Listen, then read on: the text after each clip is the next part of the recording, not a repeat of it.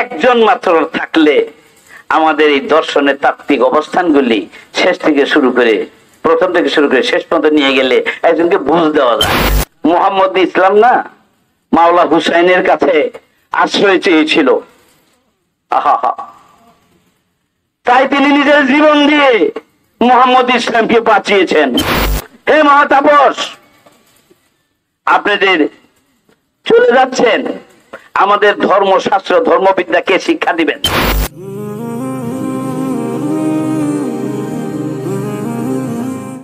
রাখবেন সুদূর জামালপুর থেকে আগত উপদেষ্টা, বাংলাদেশ তরিকতে আহতে বায়াত ইসলামপুর জামালপুর, জনাব শামসুল হুদা চিশতি মোমেন মাস্টার, সদর উদ্দিন আহমেদ চিশতি রহমতুল্লাহ আলাইহির প্রিয় শিষ্য, মাহবুব রাব্বিল মাশরিকাইন ওয়াল মাগরিবাইন, যাদের হাসানি ওয়াল হুসাইন, মাওলানা ওয়া মাওলা সালাইন আবিল কাসেম মুহাম্মদ ইবনে আব্দুল্লাহ নূরিম মিন নূরিল্লাহ ইয়া আইয়ুহাল মুস্তাকুনা বিনুরি জামালিহি সাল্লু আলাইহি ওয়া আলিহি ওয়া সাল্লিমু তাসলিমান দরুদ আল্লাহুম্মা সাইয়্যিদিনা মাওলানা মুহাম্মদ ওয়া আলা আলি সাইয়্যিদিনা মাওলানা Muhammad.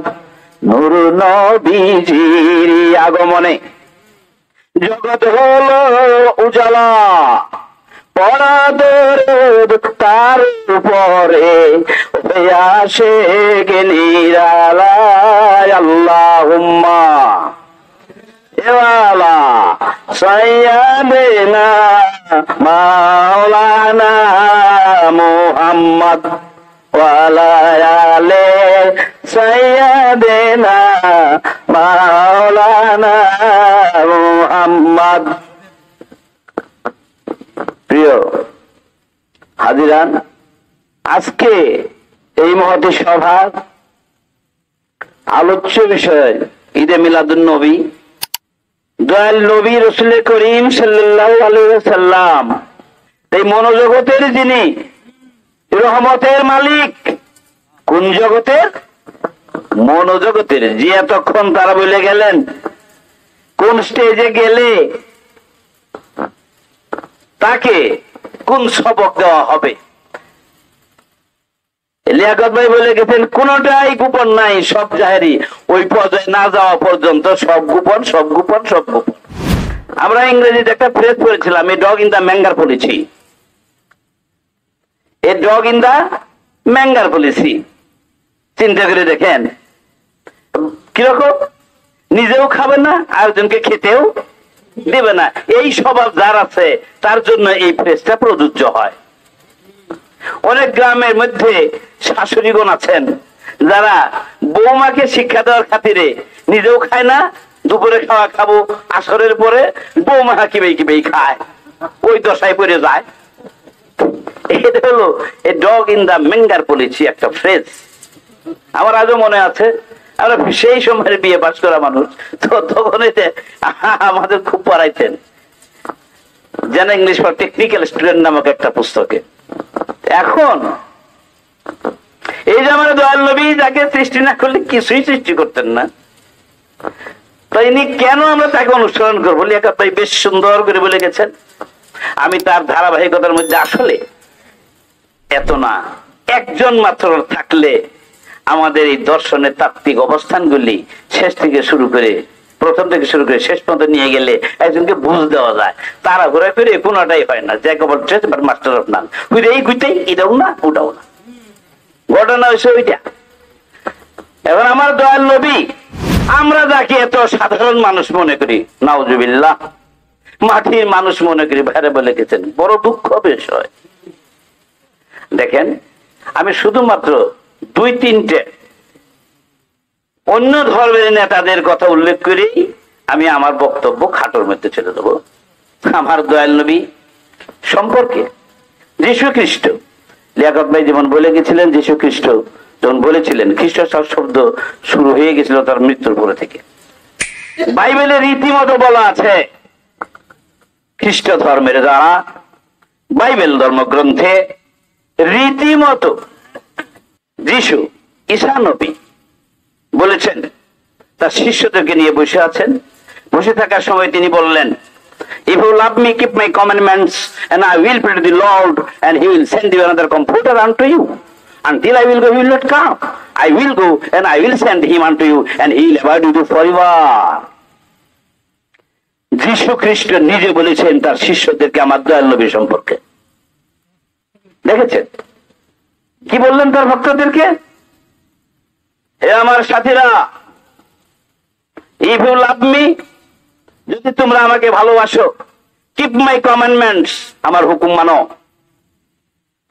and I will pray to the Lord, আমি মহাপ্রভুর কাছে প্রার্থনা করব, he will send you another comforter, তিনি তোমাদের কাছে আরেকজন শান্তিদাতা পাঠাবেন।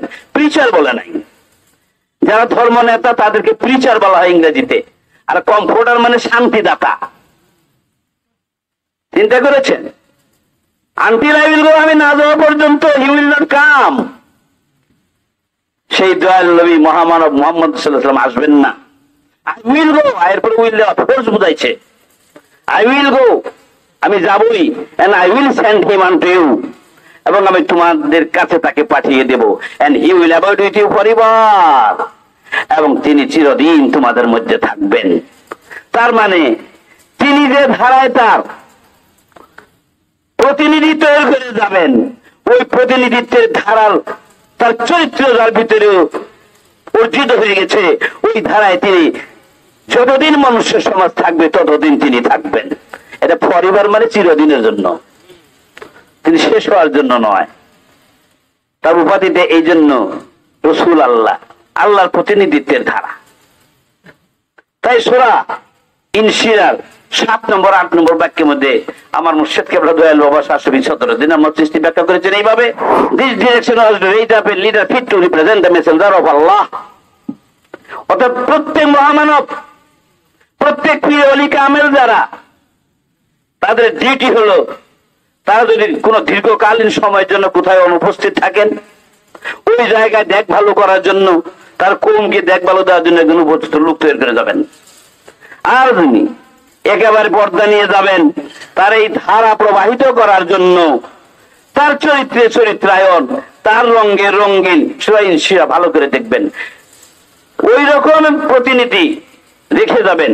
শুধু একজন না, হাজার হাজার প্রতিনিধি মুহাম্মদের চরিত্রের সঙ্গে যদি চরিত্রায়ন হয়ে যায়, তাহলে মুহাম্মদের কি কমতি হবে?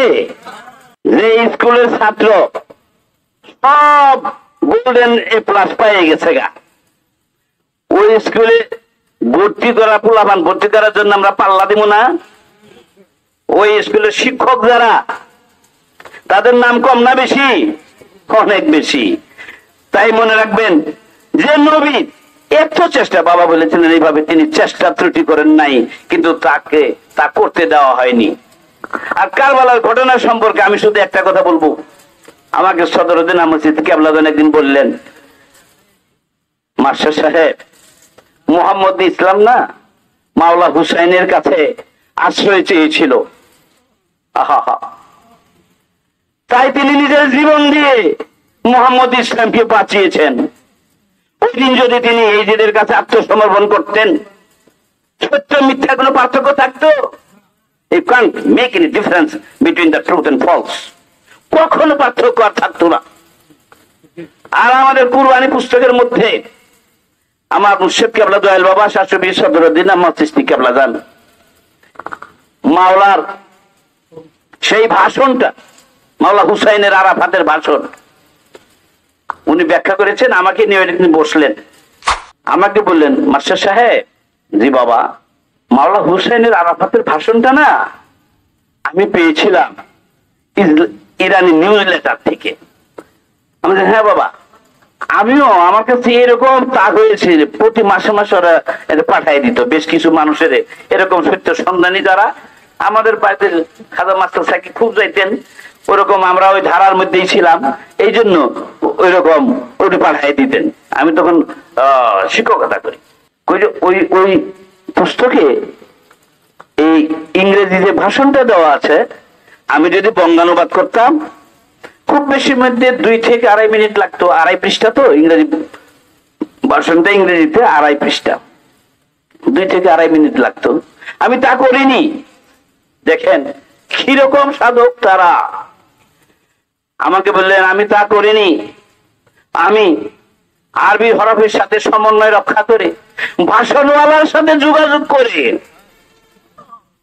আমি ভাষণওয়ালার সাথে যোগাযোগ করে 3.5 মাস নিয়েছি ব্যাখ্যা এবং বঙ্গানুবাদে। দেখেছেন, এই জন্য বস্তু জগতের মধ্যে কোনদিনই আধ্যাত্মবাদের আপনি কিছুই খুঁজে পাবেন না।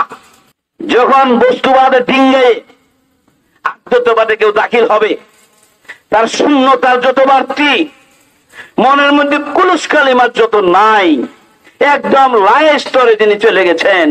তিনি যাহার সাথে খুশি তাহার সাথে যোগাযোগ করে তার মতো করে তাই তিনি করতে পারেন।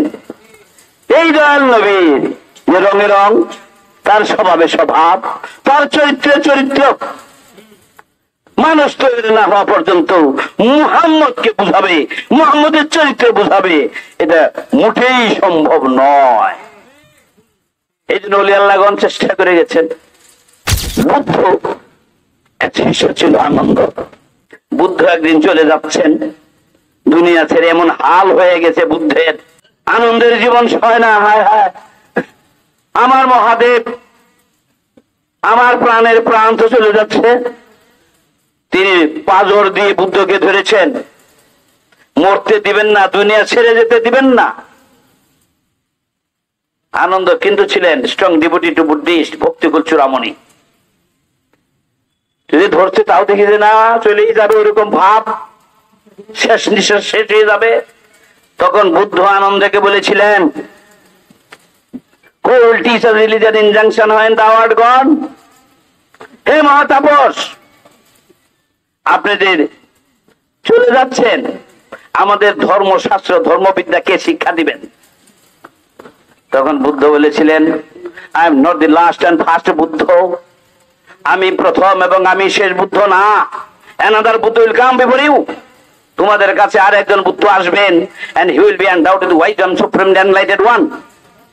তিনি থাকবেন জ্যোতির্ময়, তিনি থাকবেন জ্যোতির্ময়, জ্ঞানে বিভূষিত একজন মানুষ, undoubted wisdom, জ্ঞানে বিভূষিত supremely enlightened one, আলো উজ্জ্বলময় তার চেহারা। তারপরেও বুদ্ধ তাকে ছাড়ে না, এই আনন্দ তাকে ছাড়ে না বুদ্ধকে। How do you know him, আমরা কিভাবে তাকে চিনব? তখন বুদ্ধ বলেছিলেন আনন্দকে, he will be known as Maitre, that means the founder of peace. তিনি শান্তি নামক একটা ধর্ম প্রচার করবেন। ইসলাম কিসের ধর্ম? Islam is a religion of peace and harmony. এরকম পৃথিবীতে বুদ্ধের অনুসারী সবচেয়ে বেশি, সেই বুদ্ধ বলেছেন দয়াল নবী সম্পর্কে এই। তারপরেই পৃথিবীতে খ্রিস্ট ধর্মীয় লোক সংখ্যা এত বেশি, সেই ঈসা নবী বলেছেন আমার দয়াল নবী সম্পর্কে এই। আর আমরা কতই হতবাক, আমরা কতই অবিবেচক, আমার নবী সম্পর্কে অন্য সকল ধর্মের নেতারা যা বলে গেছেন, আমরা তাকে তার চাইতে নিজেদেরকে নামাইতে নামাইতে তার পাত্তাই রাখি নাই। চিন্তা করেন, তার উপাদের সময় আমরা বলে বসলাম, কিছু কাগজ কলম দেওয়া যাবে না লিখে যাওয়ার জন্য, বিভ্রান্তির সময় দেওয়া হলো না। দেখেছেন এখন দয়াল নবী যে কেমন, আমার মুর্শিদ কেবলা দয়াল বাবা শাহ শফি সদরুদ্দীন আহমদ চিশতি সংজ্ঞায় সুন্দর করে লিখে দিয়েছেন মুহাম্মদ সাল্লাল্লাহু আলাইহি ওয়াসাল্লাম কেমন কি, এবং প্রত্যেক ব্যক্তি মানুষই মুহাম্মদ হওয়ার মতো অবস্থান তার ভিতরে আছে, ওই ফ্যাকাল্টি আছে, কিন্তু আমরা তা গ্রহণ করি না, চাষ করি না। এটাকে বলা হয় যে তিনি লিখেছেন এত সুন্দর করে, the divine character and qualities attained in a person Muhammad is called নূরে মুহাম্মদী। চিন্তা করেছে, অর্থাৎ স্বর্গীয় চরিত্র নূরে মুহাম্মদ সকল মহামানবের ভিতরে বিস্তৃত। নূরে মুহাম্মদের 3টা বৈশিষ্ট্য আছে। প্রথমটা হচ্ছে একক, অখণ্ড, অশোষিত। এই একটা বৈশিষ্ট্য। মুহাম্মদের কোনো নিঃশেষ নাই, শেষ হবে না। তিনি একক অখণ্ড, সর্বত্রই, সর্বজীবেই, সর্ববস্তুতেই তিনি উপস্থিত আছেন। এই যে যারা আমরা মনে করব না, তারা মুহাম্মদের চরিত্রের সত্তার সাথে কোনোদিনই নিজেদেরকে মিশিয়ে নিতে পারবো না। দুই, তিনি চরম পরম নিরপেক্ষ। তিনি কারোর পক্ষেও নাই, কারোর বিপক্ষেও নাই, তাহলে তিনি নিরপেক্ষ। আমি যদি এই লেবু সাহেবের ওনার যদি আমি একটা বিষয়ে পক্ষ নেই, তাহলে নিশ্চয়ই আপনার বিপক্ষে যাবে। এই জন্য যিনি কোনো পক্ষে নাই, বিপক্ষেও নাই, তিনি কি নিরপেক্ষ। যে ব্যক্তি মানুষের জীবন চরিত্রের মধ্যে, চলাফেরার মধ্যে পূর্ণ নিরপেক্ষতা অর্জন করতে পেরেছেন, কারোর প্রতি রাগ নাই, কারোর প্রতি অনুরাগ নাই, কারোর প্রতি আনন্দ, কোনো কথা নাই, কোনো সন্দেহ নাই, এই হালগুলি যখন আমাদের তৈরি হয়ে যাবে, তখন ওই ব্যক্তি মানুষটা নিরপেক্ষতার খাতায় পড়ে যাবে। ওই নিরপেক্ষ ব্যক্তি দ্বারা কারোর কোনো লাভ হবে না, ক্ষতিও হবে না। তিনি এই একটা মানসিক হাল যখন তৈরি করতে পেরেছেন, তখন মুহাম্মদের, নূরে মুহাম্মদের একটা শক্তিশালী গুণ তার ভিতরে অর্জিত হয়ে গেল। তৃতীয় বৈশিষ্ট্য হচ্ছে নূরে মুহাম্মদ পরিপূর্ণভাবে অনাসক্ত। কোন বিষয়ের প্রতি, কোন বস্তুর প্রতি, কোন পদায়নের প্রতি, কোন ব্যক্তি মানুষের প্রতি তার কোনো আসক্তি নাই, প্রাপ্তির আকাঙ্ক্ষা তার নাই। এই মনের হাল থেকে এমন হাল যে ব্যক্তি মনের মননে তৈরি করতে পেরেছেন, তিনি নূরে মুহাম্মদের আর একটা গুণ তৈরি করে ফেলেছেন। ওই ব্যক্তি মানুষটা হবেন সেই মুহাম্মদের, আমাদের নবী মুহাম্মদের যে চরিত্র, ওই নূরে মুহাম্মদের চরিত্রের ব্যক্তি মানুষ অর্জন করে পারবেন, তিনি তার প্রতিনিধি সত্তাধিকারী ব্যক্তিত্বে পরিণত হবেন। এই যে বলা তাকাল্লাহ কবি আখলাকিল্লাহ, আল্লাহর স্বভাবের স্বভাবটা। How is it possible? কিভাবে সম্ভব? দেখেন,